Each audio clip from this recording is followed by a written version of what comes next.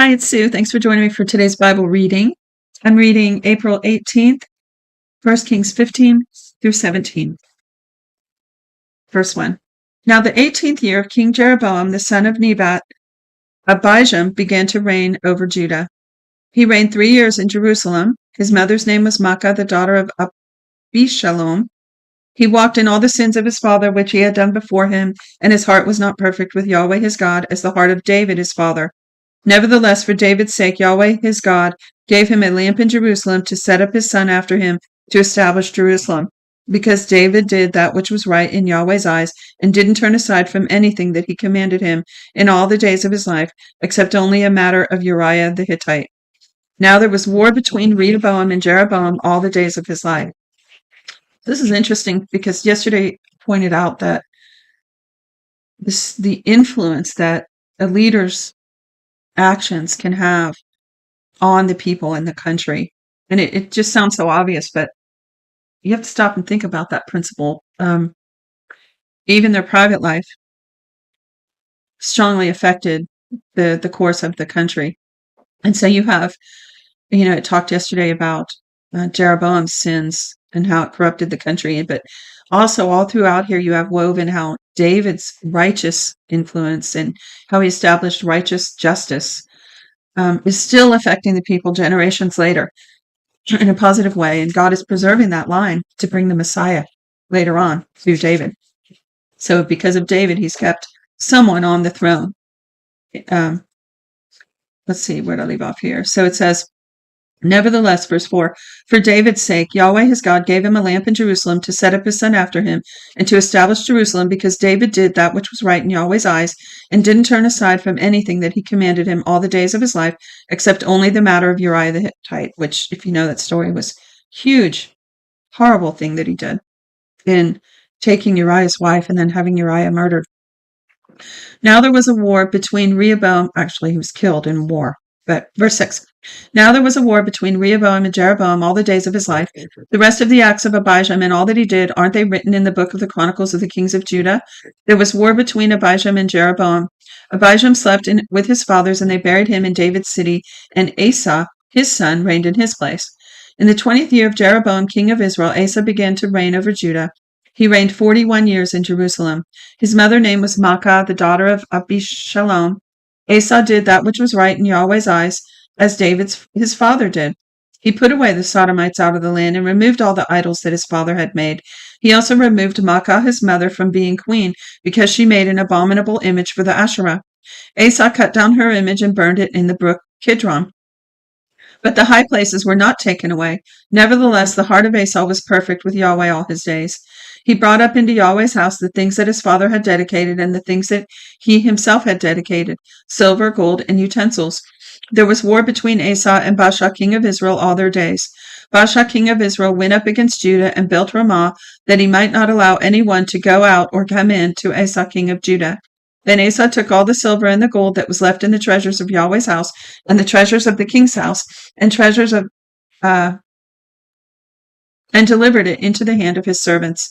Then King Asa sent them to Ben-Hadad, the son of Tabrimon, the son of Hezion, king of Syria, who lived at Damascus, saying, there is a treaty between me and you, between my father and your father. Behold, I have sent to you a present of silver and gold. Go, break your treaty with Baasha, king of Israel, that he may depart from me. Ben-Hadad listened to King Asa and sent the captains of his armies against the cities of Israel and struck Ijon and Dan and Abel-Beth-Maacah and all of Chinneroth with all the land of Naphtali. When Baasha heard of it, he stopped building Ramah and lived in Tirzah. Then King Asa made a proclamation to all Judah. No one was exempted. They carried away the stones of Ramah and its timber with which Baasha had built, and King Asa used it to build Geba of Benjamin and Mitzvah. Now the rest of the acts of Asa and all his might and all that he did and the cities which he built, aren't they written in the book of the Chronicles of the Kings of Judah? But in the time of his old age, when he was diseased in his feet, Asa slept with his fathers and was buried with his fathers in his father's David's city. And Jehoshaphat his son reigned in his place. Nadab the son of Jeroboam began to reign over Israel in the 2nd year of Asa king of Judah, and he reigned over Israel 2 years. Okay, so you're seeing here that you have the second year of Asa down in Judah, the son of Jeroboam began to reign up in Israel. That's what that just said. He did that which was evil in Yahweh's sight, and walked in the way of his father, and in the sin with which he made Israel to sin.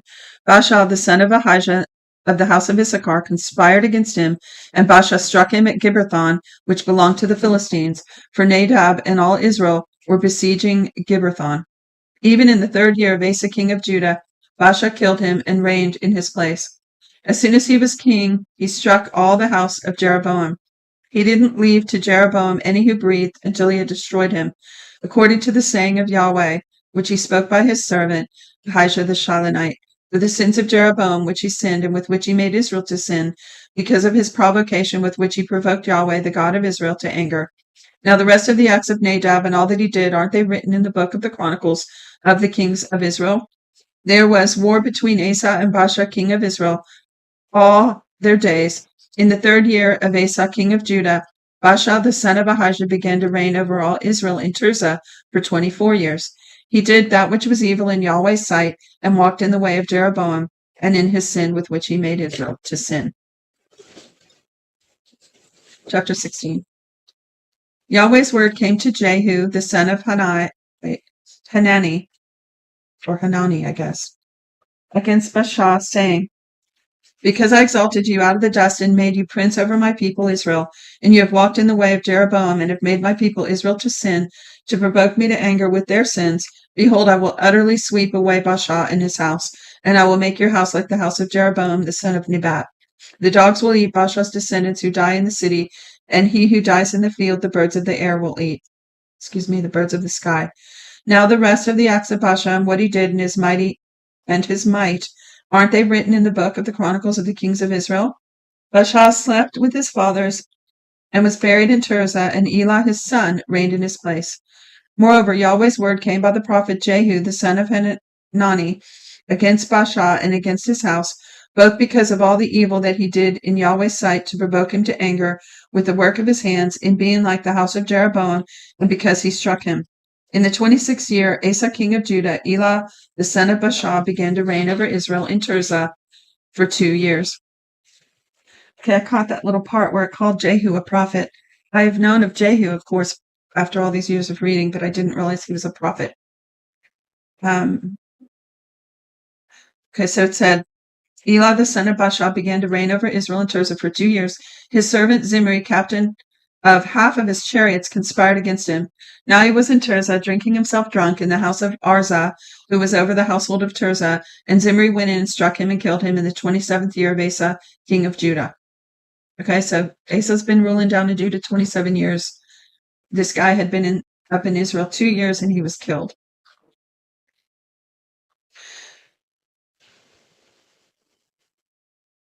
And then it says, when he began to reign, as soon as he sat on his throne, he attacked all the house of Baasha.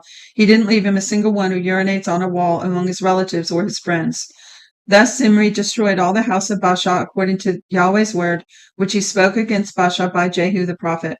For all the sins of Baasha and the sins of Elah his son, which they sinned, with which they made Israel to sin, to provoke Yahweh the God of Israel to anger with their vanities. Now the rest of the acts of Elah and all that he did, aren't they written in the book of the Chronicles of the kings of Israel? So again, it referred to prophet Jehu, and I think that just as you read, and especially when I used to just read to myself, I probably skimmed over a lot, didn't take note. Like in recent years, I like to see who all the prophets were in the Bible because there are a lot of them, and so I'm more attuned to that word when it refers to someone as a prophet. So prior to that, I just sort of knew of some of the things that Jehu had done, like the story we're coming into with Jezebel when we get to that part, but I never thought of him as a prophet. So it says, in the 27th year of Asa king of Judah, Zimri reigned 7 days in Tirzah. Now the people were encamped against Gibbethon, which belonged to the Philistines. The people who were encamped heard that Zimri had conspired and also killed the king. Therefore all Israel made Omri, the captain of the army, king over Israel that day in the camp. Omri went up from Gibbethon, and all Israel with him, and they besieged Tirzah. When Zimri saw that the city was taken, he went into the fortified part of the king's house and burned the king's house over him with fire and died. For the sins which he sinned in doing that which was evil in Yahweh's sight, in walking in the way of Jeroboam, and in his sin which he did to make Israel sin. Now the rest of the acts of Zimri and his treason that he committed, aren't they written in the book of the Chronicles of the kings of Israel? Then the people of Israel were divided into two parts. Half the people followed Tibni, the son of Ginath, to make him king, and half followed Omri. But the people who followed Omri prevailed against the people who followed Tibni, the son of Ginath. So Tibni died and Omri reigned. In the 31st year of Asa, king of Judah, so he's still down there ruling, and wow, how cold-hearted they were for so many centuries. Kill the king, kill everyone related to him, everyone that agrees with him. Just so cold. But anyway, meanwhile, it says, in the 31st year of Asa, king of Judah, Omri began to reign over Israel for 12 years. He reigned 6 years in Tirzah. He bought the hill Samaria of Shemer for 2 talents of silver, and built on the hill, and called the name of the city which he built Samaria, after the name of Shemer, the owner of the hill. Omri did that which was evil in Yahweh's sight, and dealt wickedly above all who were before him. For he walked in all the way of Jeroboam the son of Nebat, and his sins with which he made Israel to sin, to provoke Yahweh, the God of Israel. Oh, I love how it keeps reiterating that Jeroboam made Israel to sin. Like, that's very important to God. It's not forgetting it. Kind of like when somebody did something wrong to you and you keep reminding them. Now, the rest of the acts of Omri, which he did, and his might that he showed, aren't they written in the book of the Chronicles of the kings of Israel? So Omri slept with his fathers and was buried in Samaria, and Ahab his son reigned in his place. In the 38th year of Asa, king of Judah, Ahab the son of Omri began to reign over Israel. Ahab the son of Omri reigned over Israel in Samaria 22 years. Ahab the son of Omri did that which was evil in Yahweh's sight above all that was before him, as if it had been a light thing for him to walk in the sins of Jeroboam the son of Nebat. He took as wife Jezebel, the daughter of Ethbaal, king of the Sidonians, and went and served Baal and worshipped him. He raised up an altar for Baal in the house of Baal, which he had built in Samaria. Ahab made the Asherah, and Ahab did more yet to provoke Yahweh, the God of Israel, to anger than all the kings of Israel who were before him. In his days, Hiel, the Bethelite, built Jericho. He laid its foundations with the loss of Abiram, his firstborn, and set up its gates with the loss of his youngest Segub, according to Yahweh's words which he spoke to Joshua, son of Nun. Yeah, that was a prophecy that came a long time ago through Joshua. And there it is, because like we said the other day, not one of God's precious promises ever fail. Not one ever fails. Chapter 17, last chapter, and it's short one column approximately. Elijah the Tishbite, who was one of the settlers of Gilead, said to Ahab, as Yahweh, the God of Israel, lives, before whom I stand, there shall not be dew nor rain these years, but according to my word. Then Yahweh's word came to him, saying, Go away from here, turn eastward, and hide yourself by the brook Cherith, that is before the Jordan. You shall drink from the brook. I have commanded the ravens to feed you there. So he went and did according to Yahweh's word, for he went and lived by the brook Cherith, that is before the Jordan. The ravens brought him bread and meat in the morning, and bread and meat in the evening, and he drank from the brook. After a while the brook dried up, because there was no rain in the land. Yahweh's word came to him, saying, Arise, go to Zarephath, which belongs to Sidon, and stay there. Behold, I have commanded a widow there to sustain you. So he arose and went to Zarephath, and when he came to the gate of the city, behold, a widow was there gathering sticks. He called to her and said, Please get me a little water in a jar, that I may drink.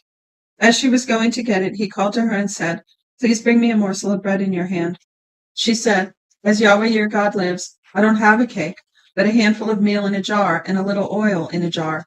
Behold, I am gathering 2 sticks, that I may go and bake it for me and my son, that we may eat it and die. Elijah said to her, Don't be afraid. Go and do as you have said, but make me a little cake from it first, and bring it out to me, and afterward make some for you and your son. For Yahweh the God of Israel says, The jar of meal will not run out, and the jar of oil will not fail, until the day that Yahweh sends rain on the earth. Praise God. I love this story. She went and did according to the saying of Elijah, and she and he in her house ate for many days. The jar of meal didn't run out, and the jar of oil did not fail, according to Yahweh's word, which he spoke by Elijah. Again, because not one of God's precious promises will ever fail, right? Not one ever. That's amazing. Amazing story. Backing up, verse 16, the jar of meal didn't run out, the jar of oil did not fail, according to Yahweh's word, which he spoke by Elijah. After these things, the son of the woman, the mistress of the house, became sick, and his sickness was so severe there was no breath left in him. She said to Elijah, what have I to do with you, the man of God? You have come to me to bring my sin to memory and to kill my son. He said to her, give me your son. He took him out of her bosom and carried him up into the room where he stayed. And he laid him on his bed, on his own bed. He cried to Yahweh and said, Yahweh, my God, have you also brought evil on the widow with whom I am staying by killing her son? He stretched himself on the child 3 times and cried to Yahweh and said, Yahweh, my God, please let this child's soul come into him again. Yahweh listened to the voice of Elijah, and the soul of the child came into him again, and he revived. Elijah took the child and brought him down out of the room into the house and delivered him to his mother. And Elijah said, behold, your son lives. The woman said to Elijah, now I know that you are a man of God, and that Yahweh's word, is in your mouth. Wait, let me read that last sentence again. Now I know that you are a man of God, and that Yahweh's word in your mouth is truth. That's an amazing story. I love that one. Feel free to comment your thoughts or any, article links that you might think are interested that are related. There are links in the description and also an email if you'd like to get your free 1-year Bible. And I'll see you tomorrow. God bless you.